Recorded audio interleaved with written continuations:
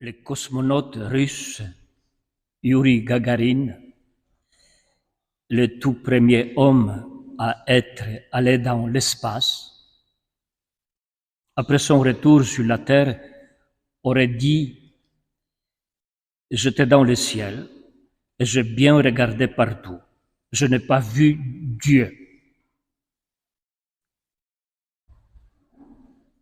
Gagarine n'a certainement jamais entendu la dernière phrase de l'évangile de cette fête. Moi, je suis avec vous tous les jours, jusqu'à la fin du monde. Nul besoin donc de scruter le ciel pour trouver Dieu.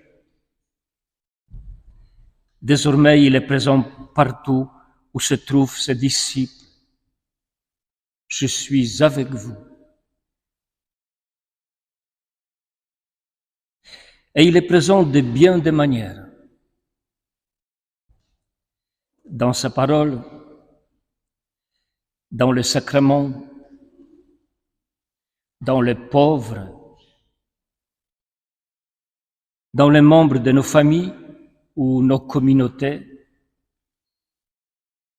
dans la création qui s'offre à notre contemplation. Et chaque fois que 2 ou 3 sont réunis en son nom. Encore faut-il, oui, encore faut-il s'entraîner à les reconnaître avec le même sérieux que ceux qui partent à la conquête de l'espace. Chers frères et sœurs, tout au long de l'Évangile, nous nous sommes familiarisés avec le nombre de 12 apôtres. 12 hommes, si différents les uns des autres, qui ont formé les premiers noyaux de disciples du Maître. Par contre, dans la scène finale de l'Évangile selon saint Matthieu que nous lisons en cette fête, une scène qui se passe en Galilée, dans le pays où tout a commencé, nous ne trouvons devant Jésus que 11 apôtres. Pourquoi? Parce que ce groupe, comme dans toutes les histoires des hommes, a été secoué, a été déstabilisé. Ils ont connu de belles réussites, certes, mais aussi des échecs, des trahisons. Pourtant, c'est à cette communauté imparfaite que Jésus confie la mission, confie la tâche de porter l'Évangile, sa bonne nouvelle, au monde entier. Allez, de toutes les nations, faites des disciples. Voyez-vous, Jésus n'a pas honte de nos échecs et de nos trahisons. Il nous prend tels que nous sommes, même à 11. Car c'est précisément cette histoire de défaite qui rendra notre parole crédible. Nous raconterons aux autres non seulement nos belles réussites, succès et exploits, mais aussi comment nous avons été aimés malgré nos échecs et malgré nos imperfections. Et c'est précisément pour cela que Jésus envoie ses apôtres.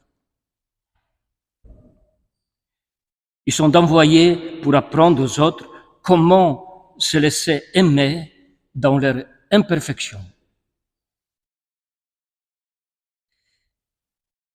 Chers frères et sœurs, dans cette scène de la dernière rencontre de Jésus avec ses apôtres, il y a aussi l'histoire de chacun de nous, de chacun de vous. En effet, l'évangéliste nous dit, ils les virent, ils se prosternèrent, mais certains eurent des doutes. Nous aussi, nous rencontrons le Seigneur Nous le reconnaissons dans notre histoire. Nous arrivons même à nous prosterner devant lui. Mais ce souvenir peu à peu devient flou, s'efface, s'estompe, et nous revenons au doute. Cependant, Jésus ne nous abandonne jamais. Il s'approche, il rappelle sa promesse et il nous envoie. Je suis avec vous tous les jours jusqu'à la fin du monde. Eh bien, cette promesse de Jésus est le fondement de toute mission. Toute la vie chrétienne se fonde à l'intérieur de cette promesse. En effet, si nous remontons au début de l'évangile de Matthieu, nous trouvons le même mot. Jésus nous est présenté comme Emmanuel, c'est-à-dire Dieu avec nous. Oui, chemin faisant, beaucoup de choses peuvent arriver. Nous pouvons nous perdre, nous pouvons trahir, nous pouvons douter, nous pouvons tomber et nous relever, mais tout, du début à la fin, est contenu dans l'espace de cette promesse de Jésus. Je suis avec vous tous les jours jusqu'à la fin du monde.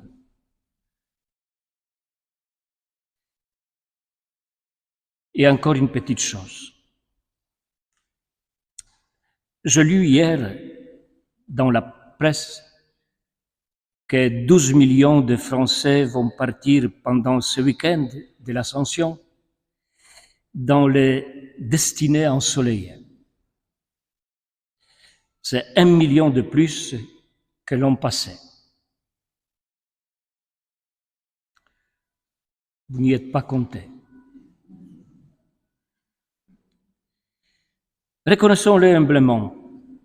L'Ascension en France est plus évoquée en raison du pont dont elle est l'occasion que selon sa véritable signification spirituelle. L'essence de la fête religieuse s'était perdue pour beaucoup depuis bien longtemps. En effet, la fête de l'Ascension est très appréciée puisqu'elle tombe toujours un jeudi. On dit que c'est un pont prisé du mois de mai. Rien n'empêcherait évidemment la conférence des évêques de France de décider autrement, de décider que l'Ascension soit désormais fêtée un dimanche, comme c'est déjà le cas dans beaucoup de pays, dans des pays très catholiques comme l'Italie, l'Espagne, la Pologne. En effet, au cours des années 80-90, et avec l'accord du Vatican, les évêques de ces églises ont décidé de fêter l'Ascension le dimanche, soit 43 jours après Pâques. Pourquoi?